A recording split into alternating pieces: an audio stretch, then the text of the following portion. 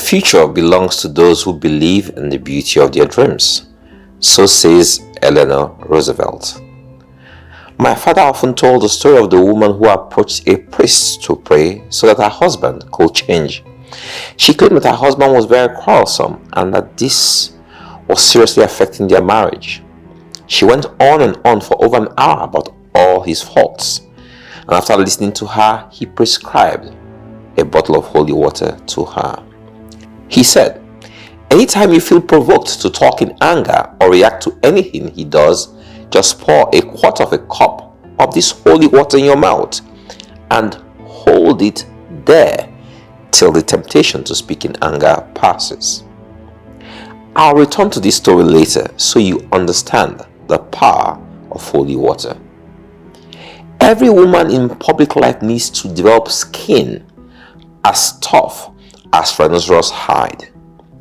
Those are the words of one of the most effective, well-remembered and influential women in United States history, Eleanor Roosevelt. Eleanor Roosevelt was First Lady of the United States from 1933 to 1945. She was also an advocate for human and civil rights. She and Franklin D. Roosevelt, popularly known as FDR, had 6 children. However, the marriage was not without difficulties. In 1918, Eleanor discovered Franklin was having an affair. This nearly led to a divorce, but was avoided after family members and advisors encouraged them to stay together. Nevertheless, it changed the marriage and Eleanor became more independent as a result. By 1921, Franklin was stricken with a paralysis of the legs which left him in a wheelchair. Eleanor was pivotal in helping Franklin deal with his disability and successfully encouraged him to return to public life.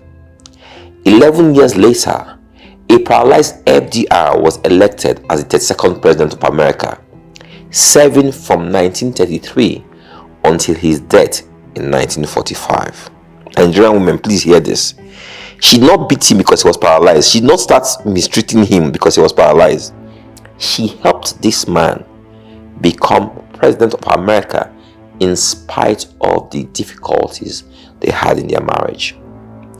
Their marriage was characterized by infidelity on his part, but what the world remembers about this woman is how her marital problems galvanized her to be one of the most prominent women in the history of America.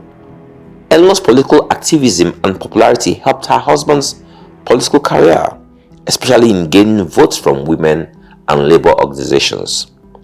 Mrs. Roosevelt became the first lady to hold regular press conferences and even had her own weekly newspaper column. Yet, her work was not limited to the White House. She was on the road during much of her time as First Lady, visiting foreign leaders, labor unions, rural areas, and city slums, which had been hardest hit by the Great Depression.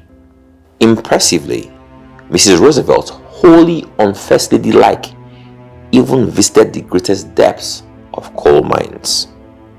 After the war, Harry Truman, who succeeded Franklin Roosevelt, appointed Eleanor as a delegate to the United Nations General Assembly.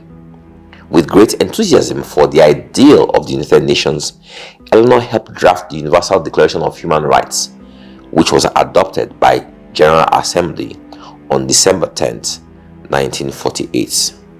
She considered this her greatest achievement and called it an international Magna Carta of all mankind.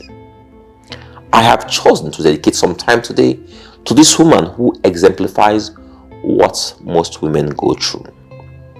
Despite the failed promises of marriage, she activated her God-given gifts and made a difference to humanity, and remains one of the few American First Ladies whose public profile is at par with her husband's. Now, let me tell you how the story of holy water ended. A week later, this woman returned to the priest to demand for more holy water. She said she had finished it and it was indeed a miraculous water, as her marriage had improved, and she and her husband had not fought since she started using the holy water. The priest smiled knowingly and said, "I am not surprised. This There's nothing holy about that water. It's ordinary water. You just needed to bridle your tongue and your fights with your husband will end. Your husband is not the problem. Your husband is not the problem, madam. Your mouth is the problem. The surprised woman kept quiet for some time as she digested the import of what the priest had said. After a while, she thanked him and left, and she and her husband lived happily ever after. Nice story, don't you think? Every day on social media, you'll come across so many motivational messages about women, marriages, relationships. So many formulas that you wonder how people cope with all of them. Some say women should stand firm and take their rightful place.